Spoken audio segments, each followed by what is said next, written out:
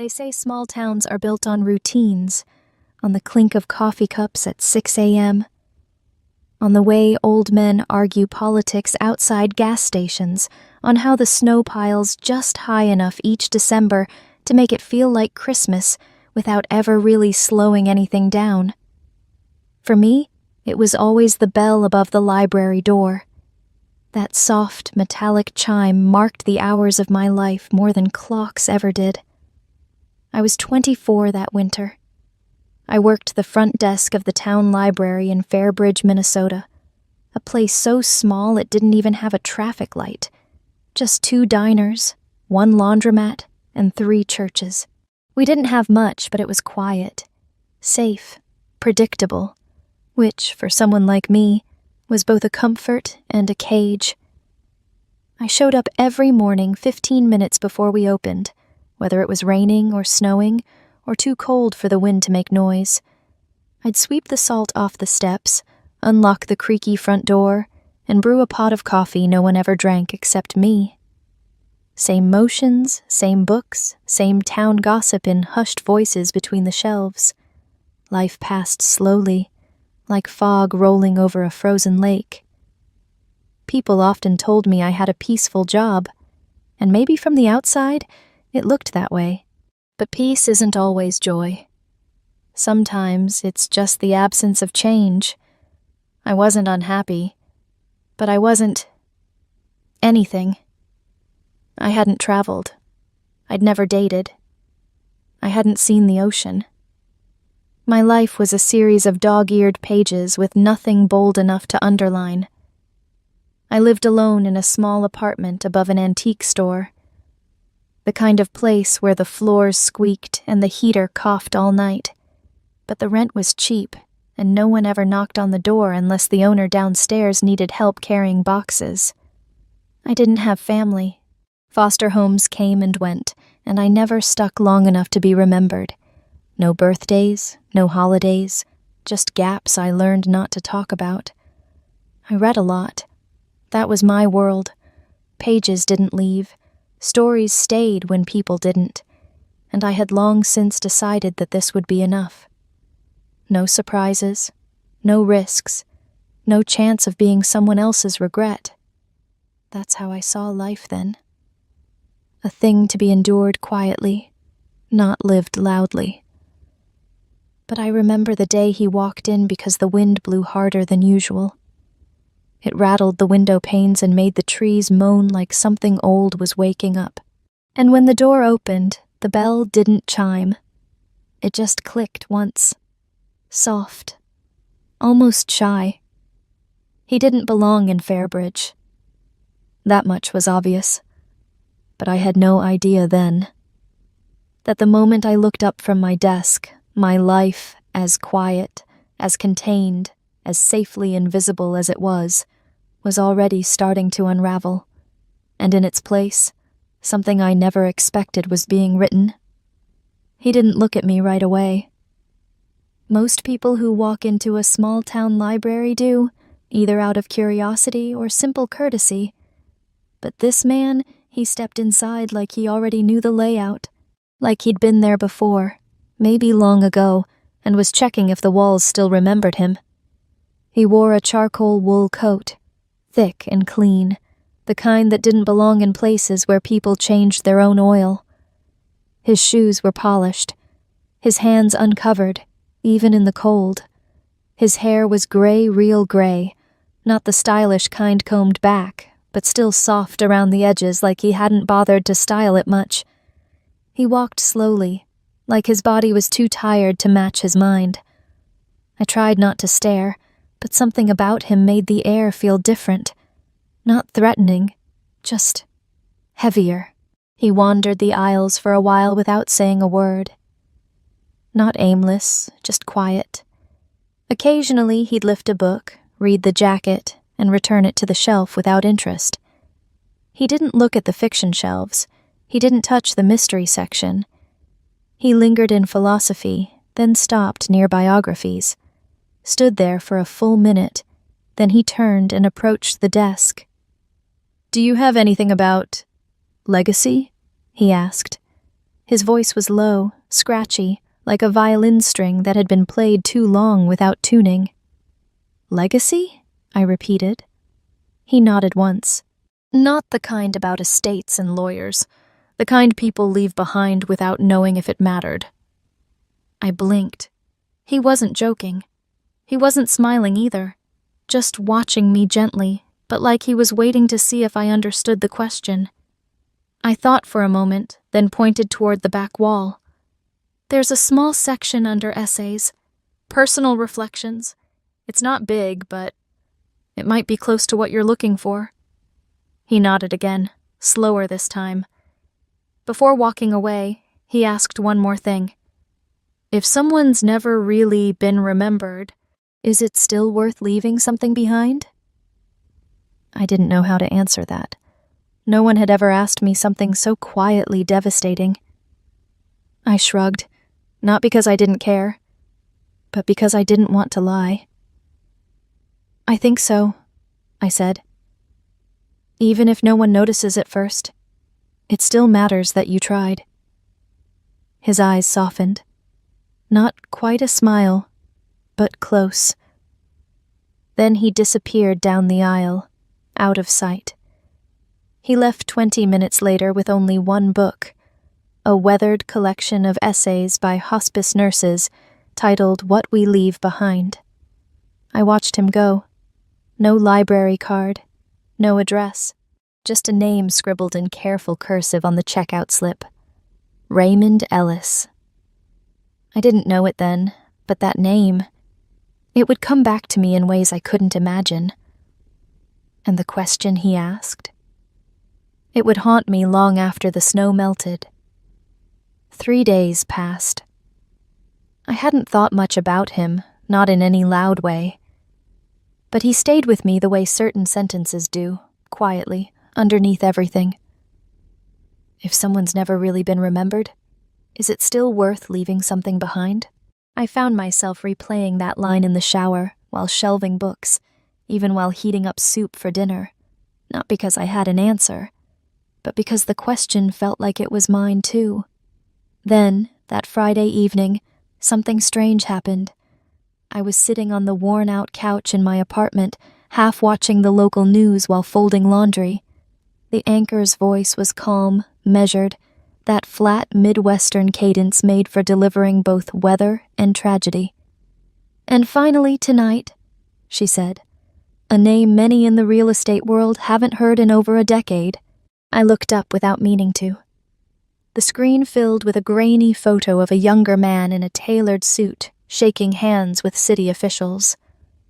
He looked thinner then, sharper around the eyes, but I recognized him instantly. It was him. "Raymond Ellis," the anchor continued, "former CEO of Everford Developments and the man behind several major housing initiatives in the late 90s and early 2000s, has issued a rare public statement this week after years of living out of the spotlight.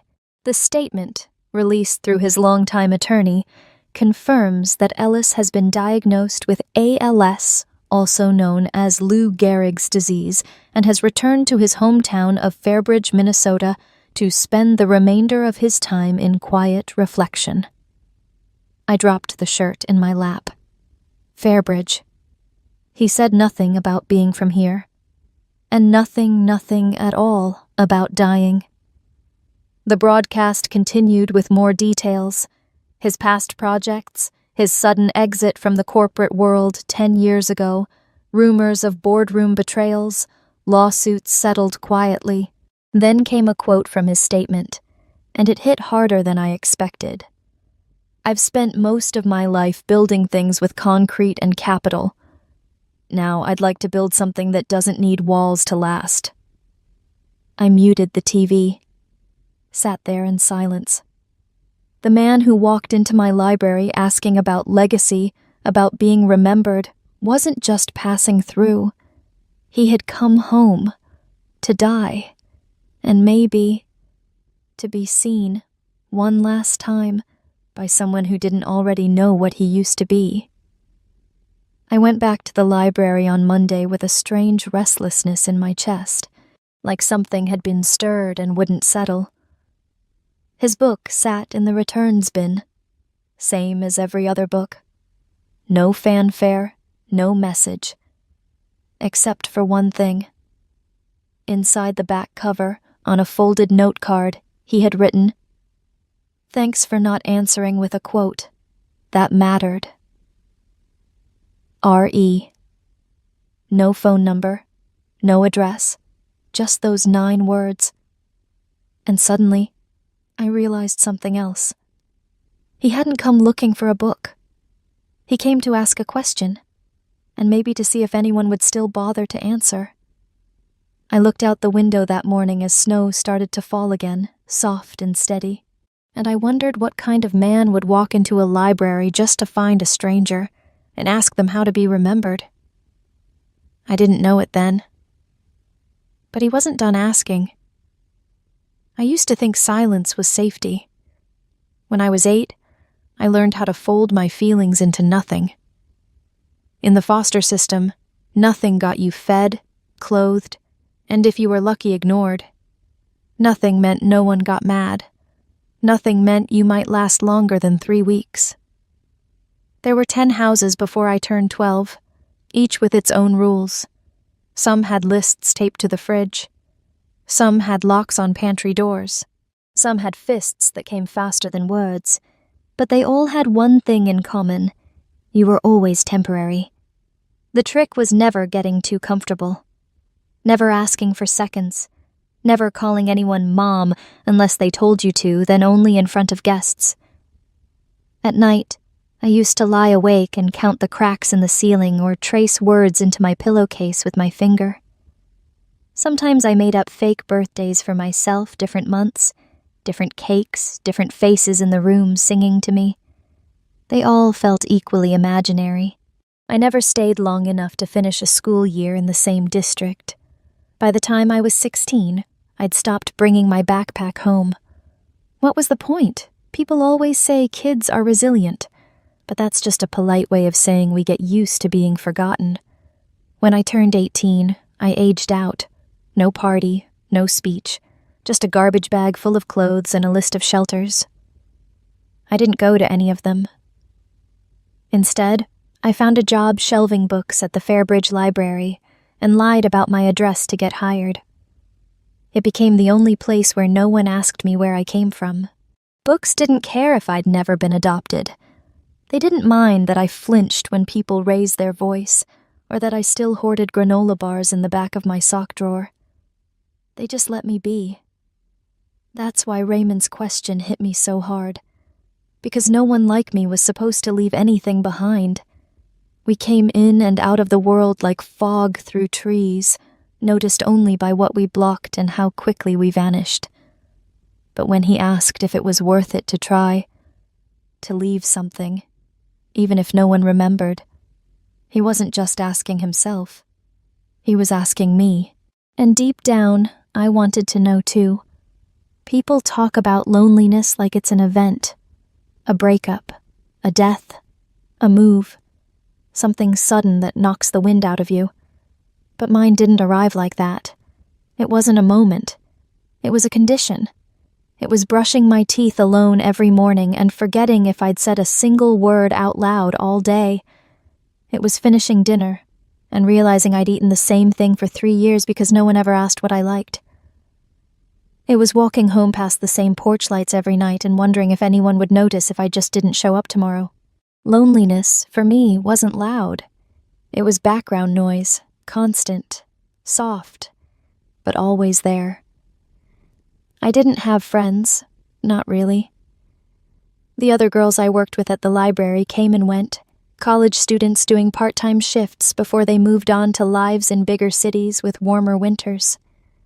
They invited me out a few times, coffee, a movie, but I always had an excuse. Eventually they stopped asking. And I was relieved, because when you spend enough time being temporary, you learn to stop reaching. As for love, that felt like another language, one I was never taught. I'd never been kissed, never held someone's hand just to feel close. I told myself I wasn't missing much. That romance was overrated. But sometimes late at night, when the air got still and even the streetlights outside felt far away, I would catch myself staring at the ceiling, wondering what it would be like to have someone roll over and whisper goodnight. Not sex, not heat, just presence. Someone who stayed. I once overheard a patron at the library say, "Home isn't a place, it's a person." I wrote that down, taped it to the inside of my kitchen cabinet, stared at it every time I reached for a mug, and every time the words stung a little more.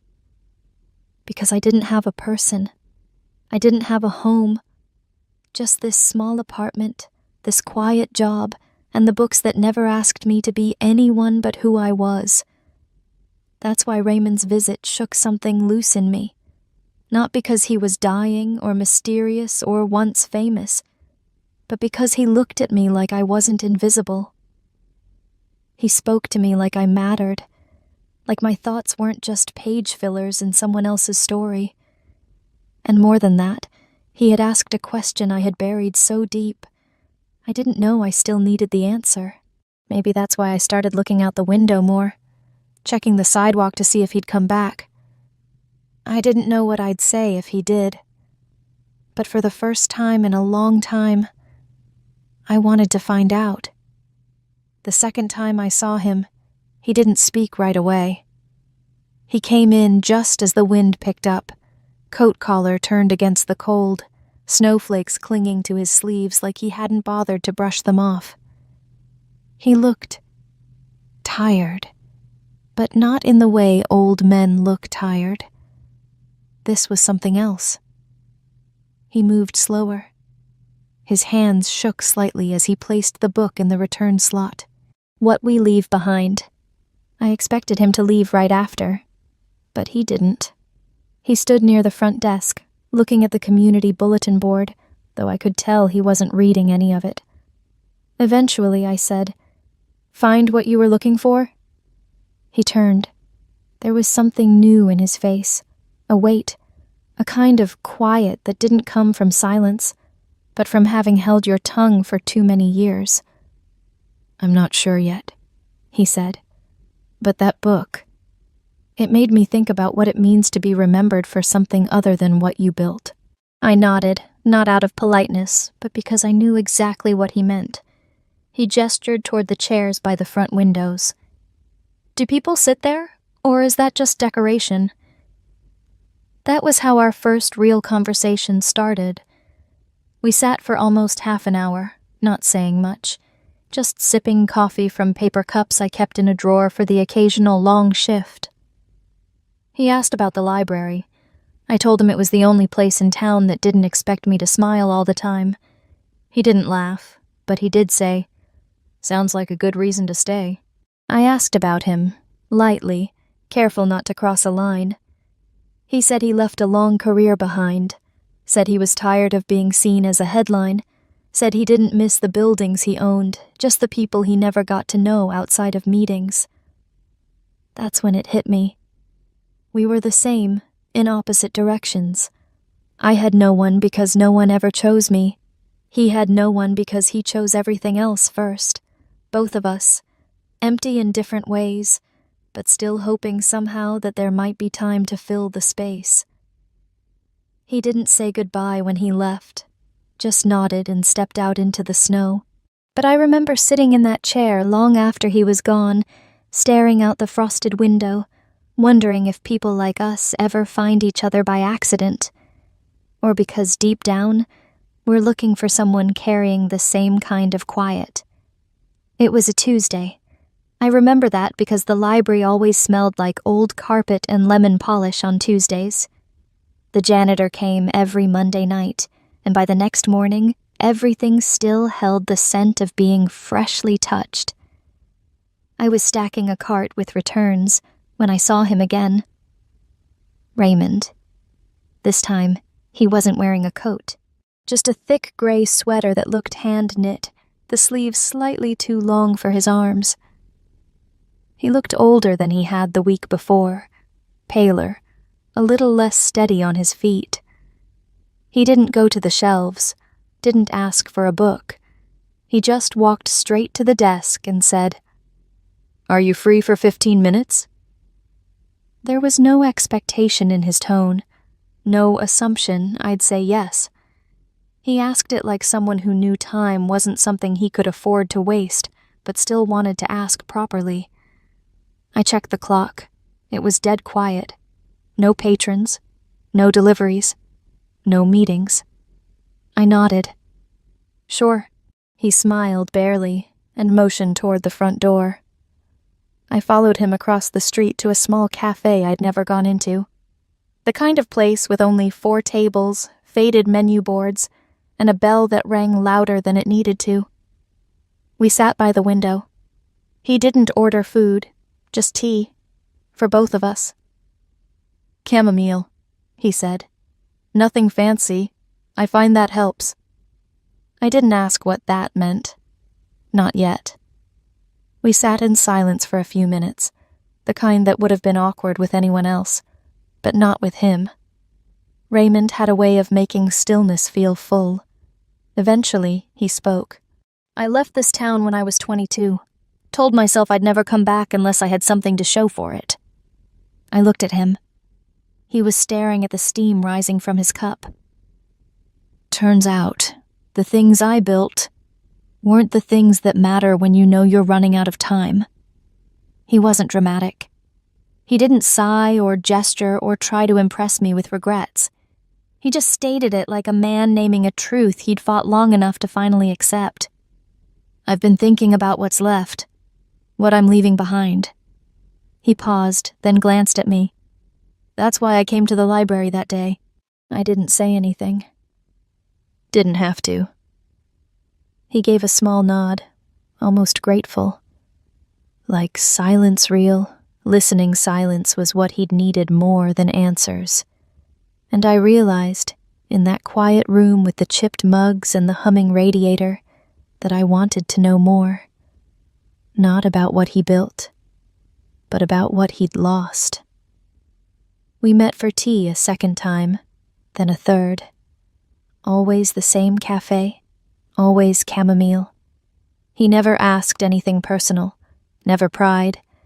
Mostly, he listened gently, fully like someone who knew how rare it was to be heard without interruption. Sometimes, he shared pieces of his life, quiet, carefully measured. The money hadn't made him happy. The buildings didn't miss him. His name was still on some plaques in lobbies, but he hadn't walked through those doors in over a decade. "I left a kingdom," he said once, "but not a soul came after me." On the 4th visit, he asked me to walk with him, just around the park. Snow was starting to melt. The sidewalks were a patchwork of slush and sunlight. We stopped at a bench overlooking a frozen pond. He didn't sit, just stood with both hands resting on the back of the bench, breathing carefully. Then he said it, plainly, quietly, no preamble. "I want to ask you something. And I know it's too much. But I also know there isn't anyone else I can ask." I didn't speak. My pulse ticked faster. He turned to me. "I'm dying, Claire. We both know that. Probably sooner than I let on. But before I go, I want to leave something behind. Something that breathes, that laughs, that might someday forgive me for the life I didn't get to finish." I swallowed hard. "I want a child," he said. "And I want it to come from someone who sees me as I am, not as what I was." Then came the part that turned my stomach and steadied my heart all at once. "I want to ask you to carry that child. Mine." The wind died. Even the birds seemed to go quiet. I stared at him, thinking surely I misunderstood. Surely this was metaphor, allegory, some philosophical line about connection and legacy. But no, he meant it, literally. "You've been kind," he said. and clear-eyed. You don't pity me. You don't need me. And that's exactly why I'm asking. I found my voice, but it cracked. Why me? Because you don't belong to anyone, and neither do I. But maybe, just once, we could choose each other for a purpose that's bigger than either of us. My hands trembled inside my coat pockets. I've never been with anyone, I admitted, barely louder than a whisper. Not like that. He nodded. I know. That's why I didn't ask this on the first day, or the second. I needed to know you saw me. Not the headlines. Not the diagnosis. Just me. I couldn't breathe. Not properly. It wasn't a proposal. It wasn't romance. It was an offering. Strange. Impossible. Sacred in its own broken way. He didn't press. Didn't plead. He just stood there, still as stone, and said, You don't have to answer now, or ever. But I had to ask. And with that, he turned and walked back the way we came, leaving me standing alone, with the winter sun on my face. And a question in my chest I didn't know how to carry. I didn't go back to the library that afternoon. I walked.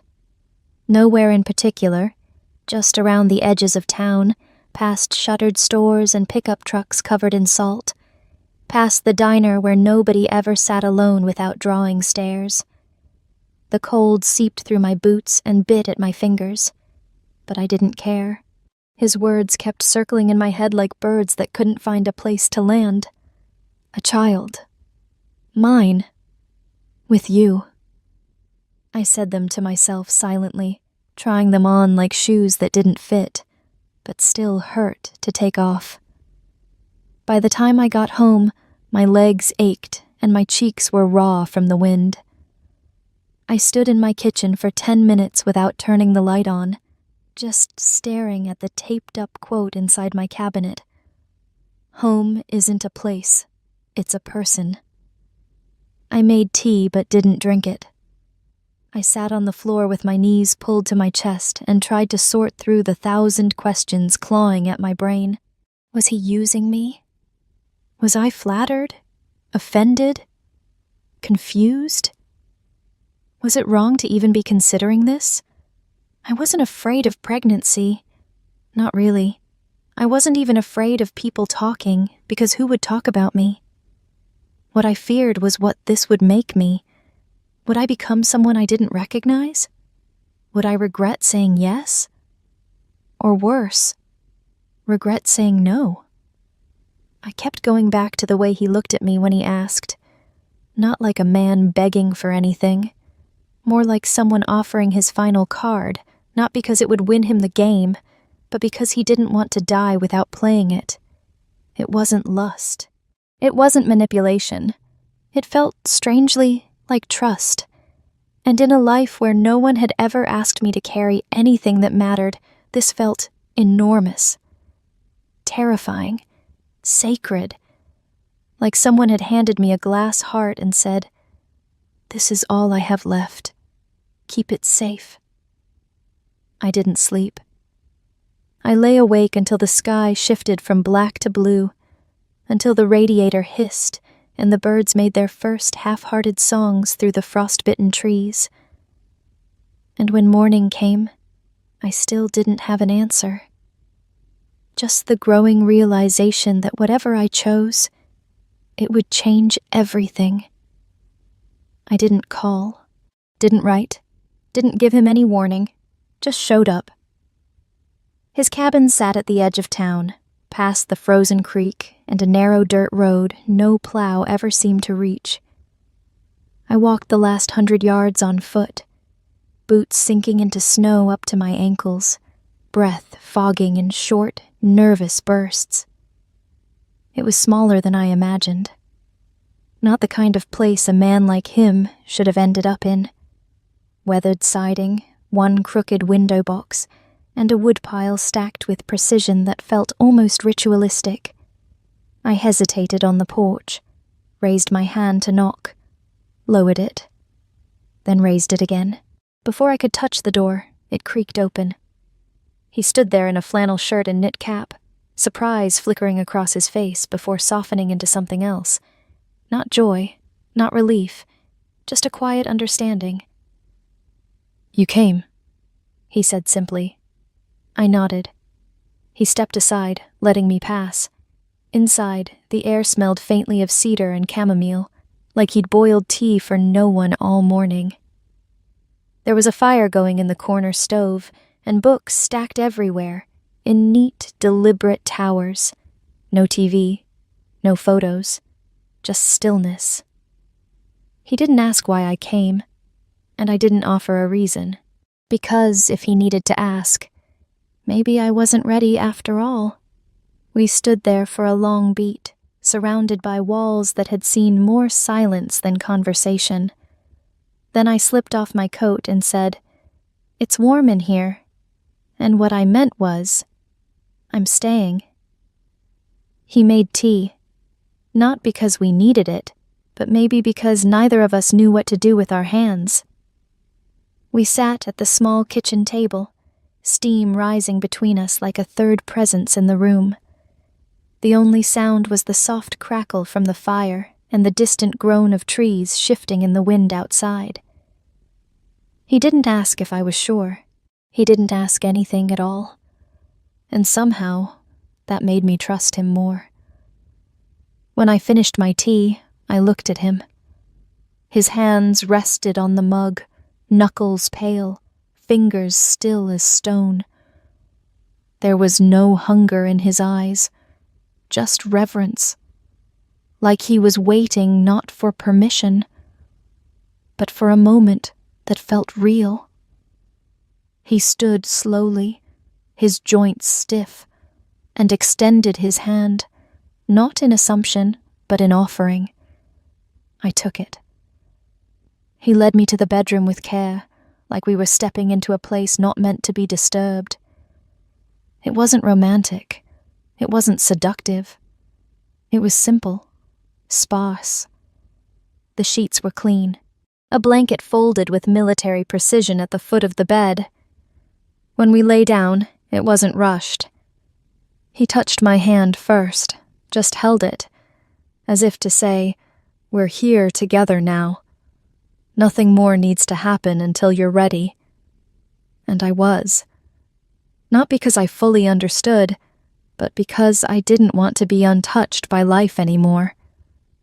He brushed a piece of hair from my cheek and whispered, "You're not doing this for me. You're doing it with me." That mattered more than I knew how to explain. When our bodies met, it wasn't a performance. It was awkward, quiet, unsure. But it was honest. He moved with care, pausing whenever I flinched, watching my face more than anything else. And when it became too much, when I needed stillness, he simply held me, whispered things that didn't ask anything back. "I've got you. You're safe. This isn't taking. This is leaving something behind." Tears came. Mine, not his. And I didn't apologize for them. I didn't even understand them. They weren't about the act. They were about being seen. Afterward, we lay there, not speaking, his hand over mine, our breathing uneven, but synced in that quiet way people sometimes fall into when there's nothing left to prove. I stared at the ceiling, wondering if this was what being real felt like. Not special, not magical, just whole. He fell asleep before I did, his breath shallow, rattling faintly in his chest, and I watched him, not as a dying man, but as someone who had, for one night, allowed me to feel like I wasn't invisible anymore. The sun came up without fanfare, just a pale light slipping through the slats in the blinds, casting thin gold lines across the quilt. The fire in the stove had burned down to embers. The air smelled faintly of ash and dried lavender.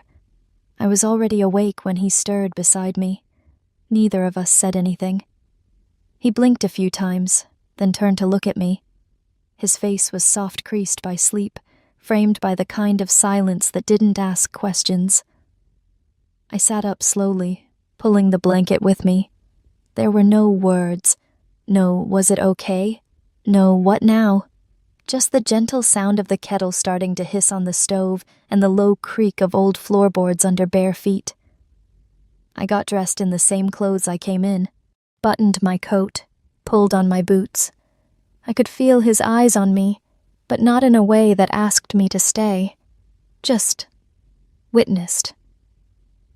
Before I opened the door, he said my name once, soft, steady, like punctuation at the end of an unwritten sentence. I turned to him. He didn't smile, didn't look sad either, just still. "Thank you," he said. That was all, and somehow that was enough. I stepped outside into the brittle cold, the snow crackling beneath my feet. The sky was a flat gray, and the world felt strangely quiet, like it knew not to interrupt whatever had just happened. I didn't look back, not because I was running, but because something had changed, and I didn't want to make it smaller by turning it into a goodbye. A week passed, then 2. I went back to work, filed books, answered reference calls, nodded through small talk I wasn't really in. Everything around me stayed the same. But I didn't feel the same. It started with the smell of coffee, something I used to crave. Suddenly, the scent made my stomach twist.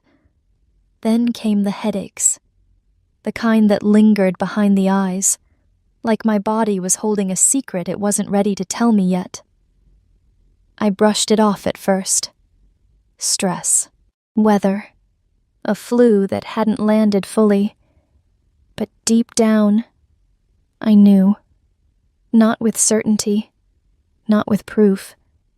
Just with that low, unshakable instinct I couldn't talk myself out of.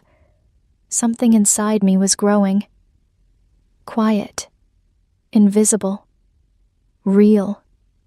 And for the first time in my life, I was terrified of being wrong, but more terrified of being right. The last time I saw him alive, it was snowing again. Big, slow flakes that seemed to hover midair before falling, like the sky itself couldn't quite let go. I found him in the same chair by the fire, wrapped in the same wool blanket. A half-finished book lay open on his chest, his thumbs still tucked between the pages. He looked smaller than I remembered. Not just thinner, fainter, somehow. Like the outline of who he'd been was starting to fade. He opened his eyes when he heard me enter. Didn't speak. Just reached out his hand, the same way he had that night in the kitchen when everything began. I sat beside him. We didn't talk. There was nothing left to explain. No questions to ask. Just the steady, fragile rhythm of his breathing, each inhale lighter than the last. At one point, he looked at me and mouthed 2 words. Not loud, not even sound, just the shape of it. "Stay, please." So I did. I held his hand until it stopped twitching. I watched his chest rise and fall one final time, like a wave touching shore, then retreating quietly, without drama. There were no beeps, no alarms, no last-minute declarations. Just stillness. He left the way he lived in the end, on his own terms, without spectacle.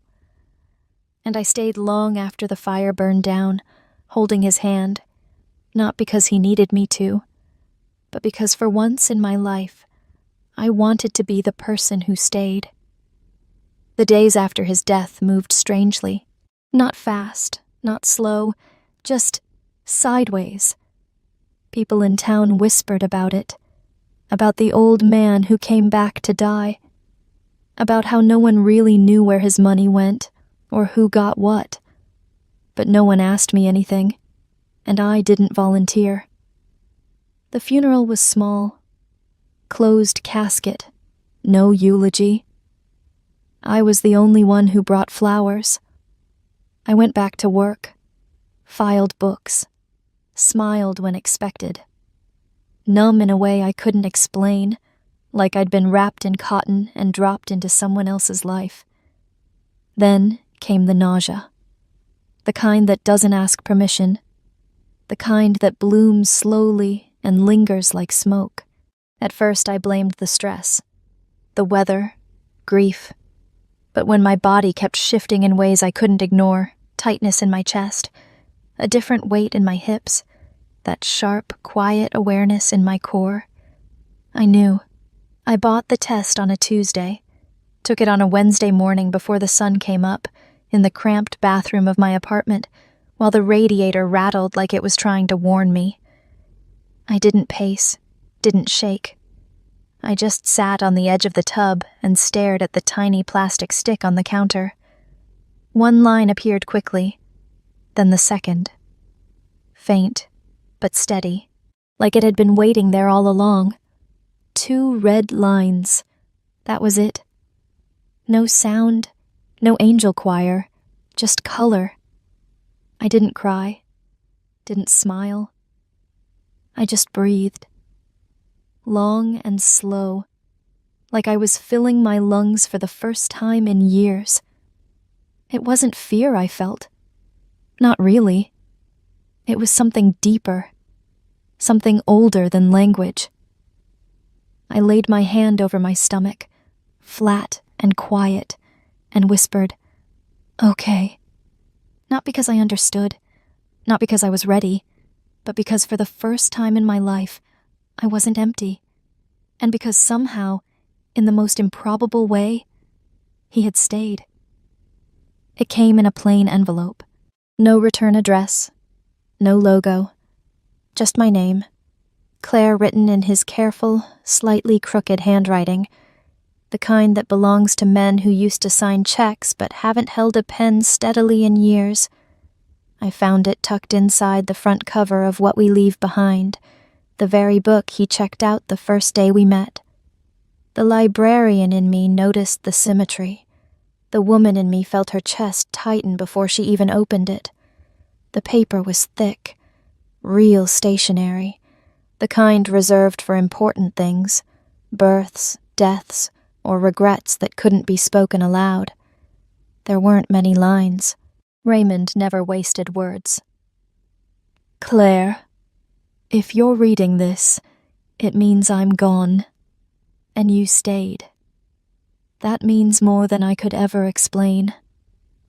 There are things I spent my whole life trying to build. Most of them were made of steel and stone. None of them will hold a candle to what we made that night. I didn't ask you because I wanted control. I asked you because I had nothing left to offer but honesty. You gave me more than I deserved. Your trust, your presence, your truth. If a child comes of this, know that it was born not from desperation, but from choice, from the quiet, impossible hope that 2 people like us, unclaimed, unchosen, could leave something behind that mattered. I've arranged everything. You'll find the documents with my lawyer. No one will question your right to walk forward from this with your head high. Thank you for seeing me. Thank you for staying. R." I folded the letter carefully and held it to my chest. Not because it hurt, but because it didn't. For once, nothing about this felt borrowed. It felt like mine. I used to believe I was born to disappear. Not in a tragic way. Just quietly. Like a name no one remembers from an old yearbook. Like a seat at the back of a classroom no one ever missed. For years, I lived like a shadow that didn't cast one. Told myself that was safer. But now I couldn't think of myself as invisible anymore. Not with this life inside me. This child wasn't an accident, wasn't a consequence. It was a decision. One made by two people who had nothing left to trade, but still chose to give. I stood in front of the mirror that night and looked at myself. Not the way I used to, scanning for flaws or signs of age, but truly looked. My hand rested over my belly, still flat, still silent, but not empty. "I've got you," I whispered. And I meant it. Whatever came next, questions, judgment, loneliness, I would face it. Because for the first time in my life, I wasn't carrying silence. I was carrying someone. And that made me someone too.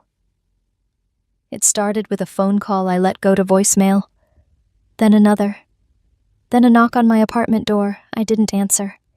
I knew it would come eventually. I just didn't expect it so soon. And not like this. The woman at the door wore grief like a tailored coat, elegant, pressed, and too pristine to be real. She introduced herself as Marion Ellis, Raymond's niece.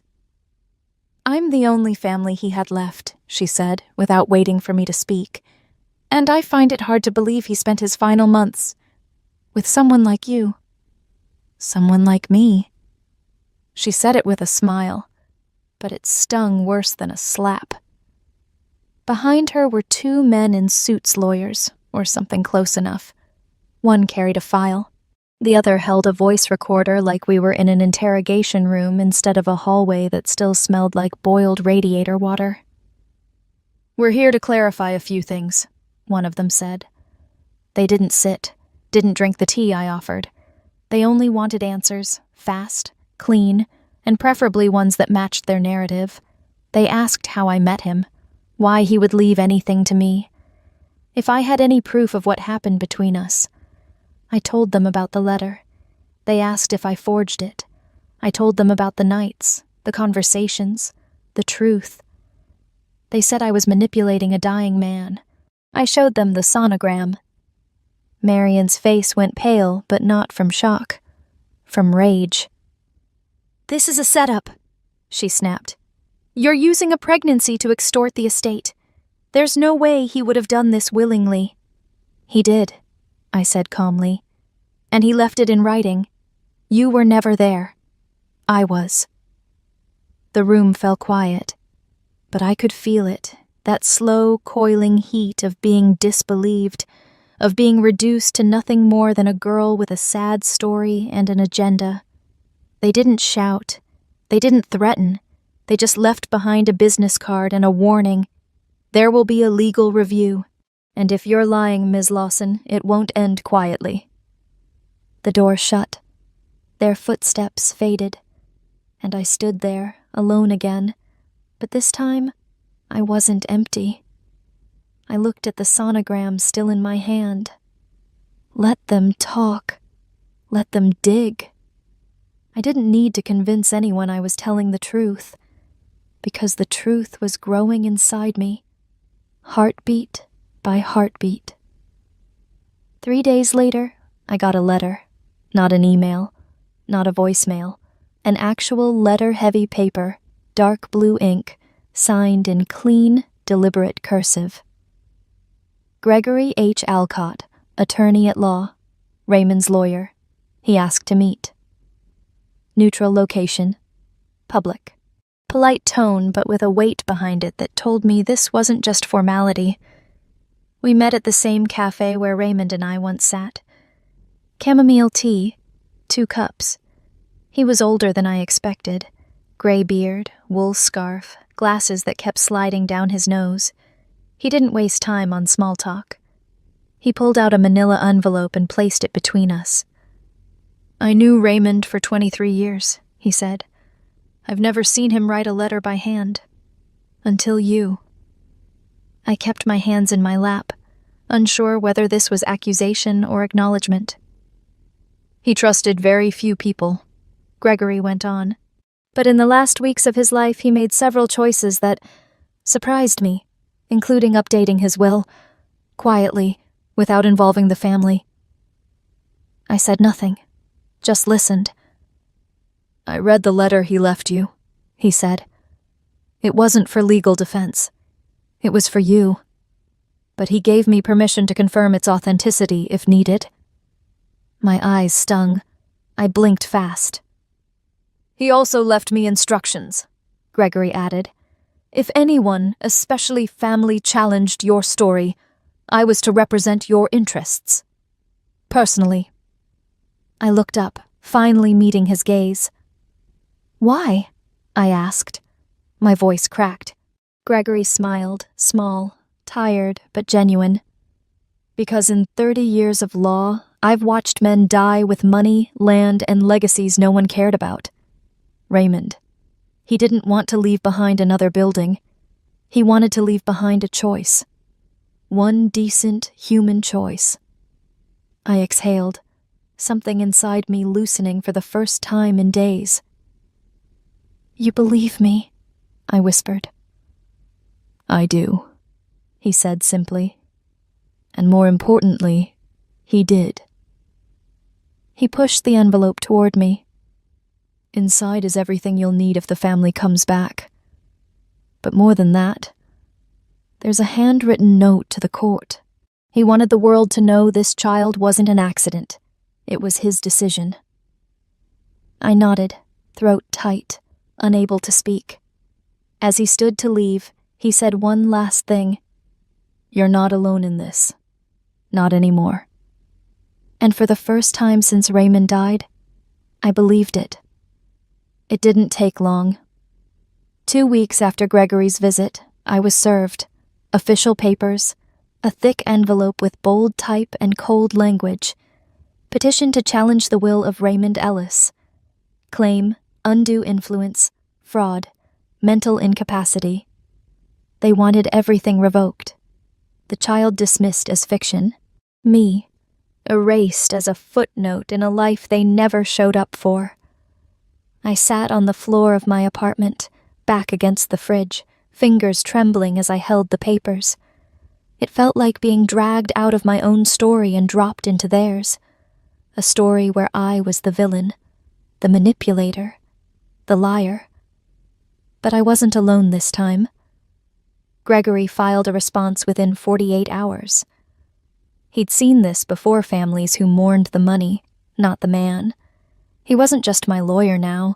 He was Raymond's last line of defense. The depositions were brutal. They asked about my past foster care, therapy records, income level, the fact I lived alone. They asked if I'd been targeting vulnerable men.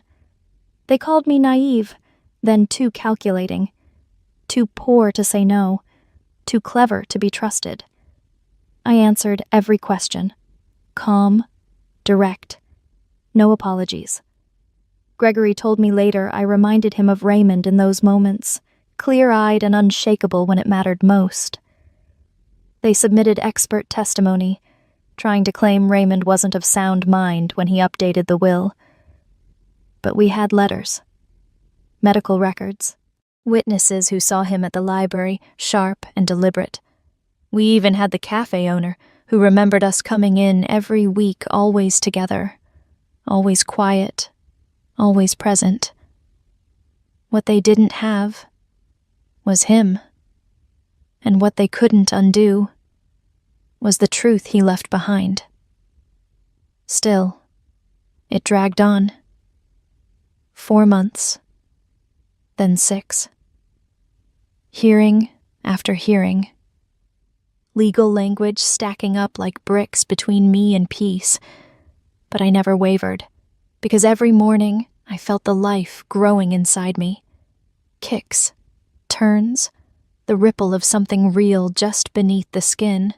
And every time I touched my stomach, I remembered why I was fighting. Not for money, not for recognition, but because this child had the right to know. You were wanted, you were chosen, you were never a mistake. The final hearing came in early spring, a rainy morning, pale light through courthouse windows. Gregory stood beside me as the judge read the ruling. The will stands, The child's rights are protected. Claire Lawson's guardianship is legally recognized. I didn't cry.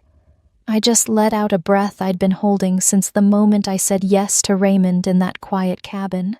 Outside, I stood under the courthouse awning, the rain misting my face, and for the first time in my life, I didn't feel like I had to run. I had won. Not the money, not the case. I had won my name, my place, my right to be here. And now, it was time to choose a name for someone else. There was no one in the waiting room, no flowers, no camera flashes, no anxious relatives pacing the hallway, just a nurse with kind eyes, a quiet delivery room, and the low hum of machines keeping rhythm with my breath. Labor came slower than I expected. 12 hours, then 14. Time stretched and folded in on itself until it no longer meant anything. The pain was sharp, raw, but not frightening. I'd felt worse kinds of pain before, the kind that empties you from the inside out. This was different. This was pain that built something. And when it was finally over, when the nurse placed him on my chest, wrinkled and wailing and impossibly real, I didn't cry. I just stared at him, wide-eyed, silent, like I was meeting the universe for the first time in the shape of a boy. "Elias," I whispered. The name felt warm in my mouth. It had been Raymond's middle name. I found it on an old document Gregory gave me after the trial, but it also meant Yahweh is my God. Not that I was religious, but something about that felt right. Something bigger than me had brought him here. He opened his eyes once briefly, and I swear, in that blink of blue-gray haze, I saw not just the man who came before him, but the future I never thought I'd have. And for the first time in my life, I felt whole. The house was small. Not much more than a cottage, really. 2 bedrooms, a narrow porch, faded green shutters that creaked when the wind got impatient. But the moment I stepped through the front door with Elias in my arms, I knew this was home. It wasn't in town. Gregory helped me find it, tucked away at the edge of a quiet road, overlooking a field that turned golden in the fall and froze silver in the winter. "Something peaceful," he'd said. "You've earned that much." I moved in when Elias was 3 months old. By then, he'd already learned how to smile in his sleep and scream with full-body conviction when he wanted milk. I was still figuring it all out, how to swaddle properly, how to function on 3 hours of sleep, how to keep track of the days when they all blurred together. But I was learning, and more importantly, I was staying. Every room in the house carried something I'd never had before. Permanence. The nursery wasn't fancy, just second-hand furniture, a hand-sewn quilt from a woman at the library, a mobile of wooden stars I made myself. But it was real. It was ours. I got a part-time job cataloging archives at the town museum. Elias came with me most days, napping beside shelves of dusty photographs and handwritten letters. The curator never complained. He said the baby brought life to the dead paper. I planted herbs by the kitchen window, bought a used rocking chair, learned to bake banana bread that didn't burn at the edges. There were hard days, of course there were. Diapers at 3 a.m., fevers that sent panic crawling up my spine, moments I missed Raymond so much I could feel it in my bones. But the quiet between those moments, it was full. Not lonely, just still. Like I'd finally stopped running. Some afternoons, I'd carry Elias out to the porch, press him to my chest, and hum while the wind stirred the grass. And in those minutes, when he rested his tiny hand on my collarbone, when his breathing matched mine, I no longer felt like a girl from nowhere with nothing to her name. I was a woman who stayed, a mother who chose, and a soul who, somehow, had come home. Being a mother didn't come naturally to me. There were no instincts that clicked into place overnight, no grand aha moment where I suddenly knew what to do. It was slow, messy, built from trial and error, from midnight Googling and quiet guesses. But every morning I woke up. I tried again. Elias grew fast. He was a quiet baby, wide-eyed and observant. He loved light lamps, windows, the shimmer of sun off a glass of water. He'd stare at it like he was remembering something older than both of us. Some days, I was afraid. Afraid I wasn't enough. Afraid I'd pass down my silence, my sadness, my long history of being unwanted. But then, he'd reach for me. Not just when he was hungry or tired, sometimes just to be near. To rest his hand on my chest like he was making sure I was real, and in those moments, I healed. Not all at once, but piece by piece. The girl who once stood alone at the edge of the world watching families through windows, pretending she didn't want what they had, was fading. In her place stood a woman with cracked hands and tired eyes, but also with a laugh that came easier now, and a reason to keep showing up. I read to Elias every night, not just stories, but bits of myself, old journal entries, letters I never sent, the poem I wrote when I was 16 and convinced love would never find me. He couldn't understand the words yet, but I read anyway, because something told me he felt them. Some days, I still missed Raymond. I wished he could have seen the way Elias smiled in his sleep, the way his hair curled damp at the nape after a warm bath, the way he already furrowed his brow when something didn't make sense, just like his father. But mostly, I hoped Raymond knew this, that I kept going, that I kept the promise, that I turned loneliness into something living, and that every time I tucked Elias in, kissed his forehead, and whispered, "You're home," I was saying it to myself too. I used to wait for approval, wait to be chosen, wait to be seen, wait for someone to say, "You're allowed to be here." But not anymore. Not since Elias. I no longer ask myself if I deserve this life. I live it, fully, deliberately. I walk into school meetings, grocery stores, and doctor's offices with my head-high diaper bag on one shoulder, Elias on my hip, and not a trace of apology in my steps, because I am his mother, not by chance, not by accident, by choice, and that means something. I don't owe the world an explanation, not for how he came to be, not for why I stayed, not for who I used to be.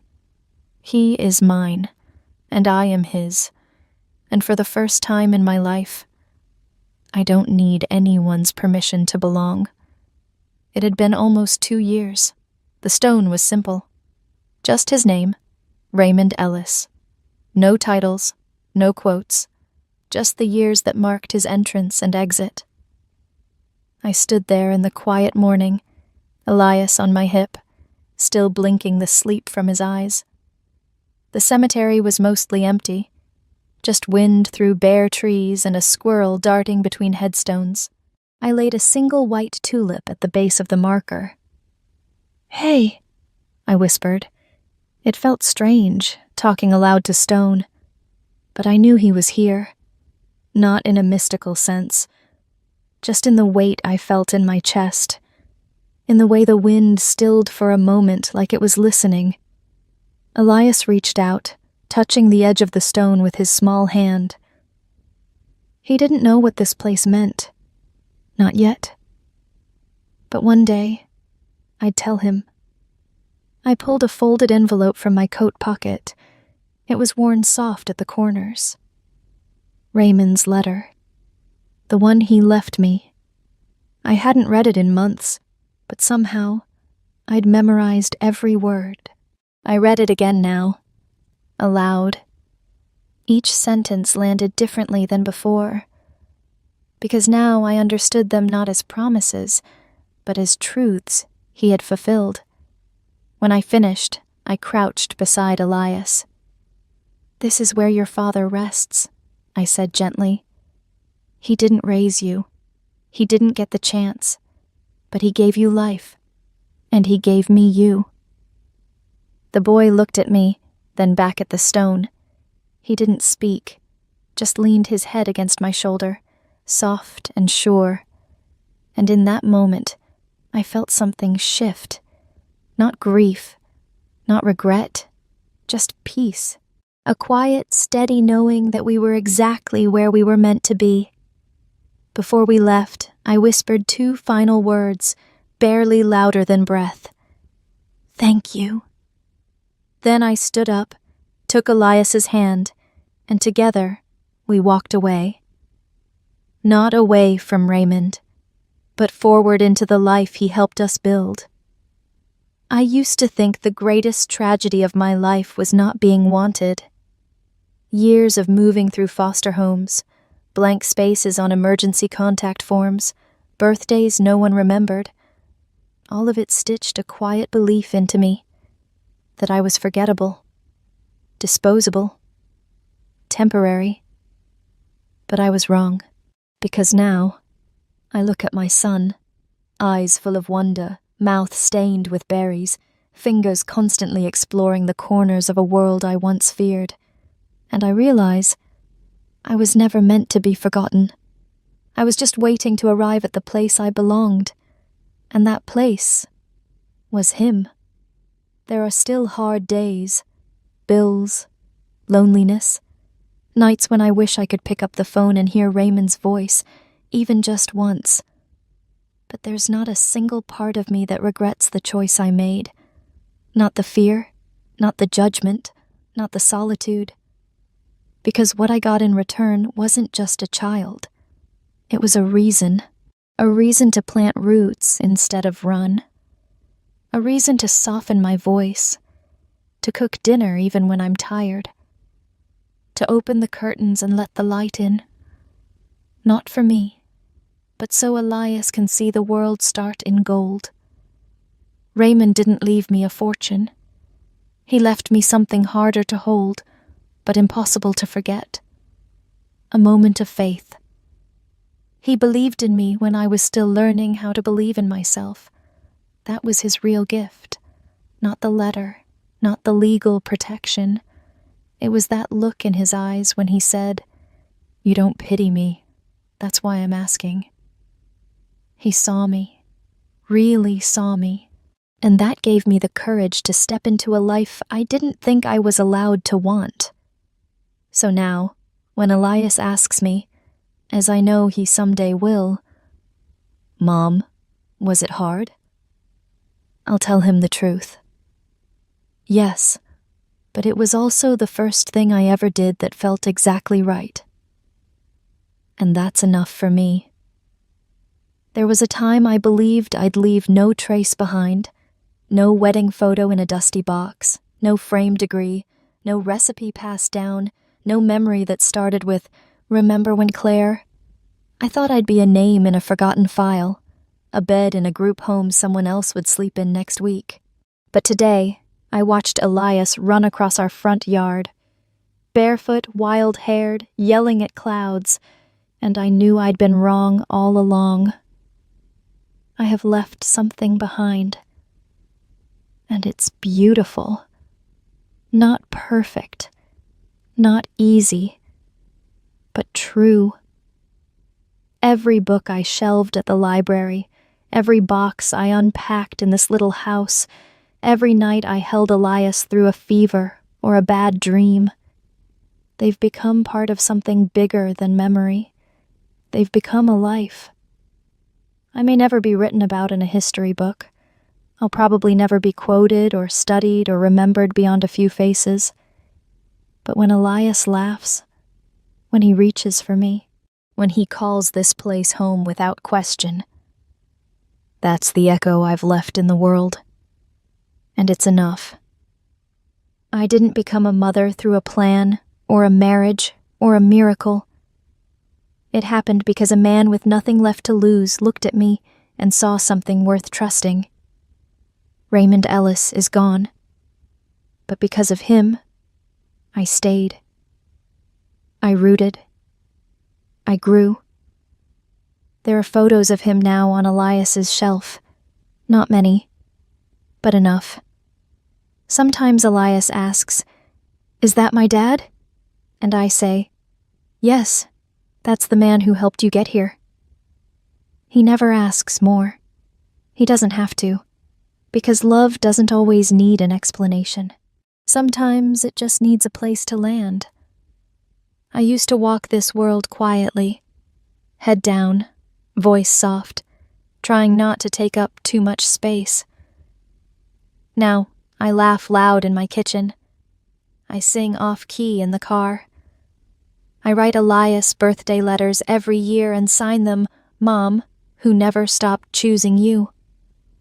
And when I walk into a room now, I don't try to be invisible, because I'm not. I've lived, I've loved, I've left behind something real, and even if no one remembers my name, they'll remember his. They'll remember the boy with the steady eyes, the wild laugh, and a story that began in silence, but ended in light. I didn't disappear. I became.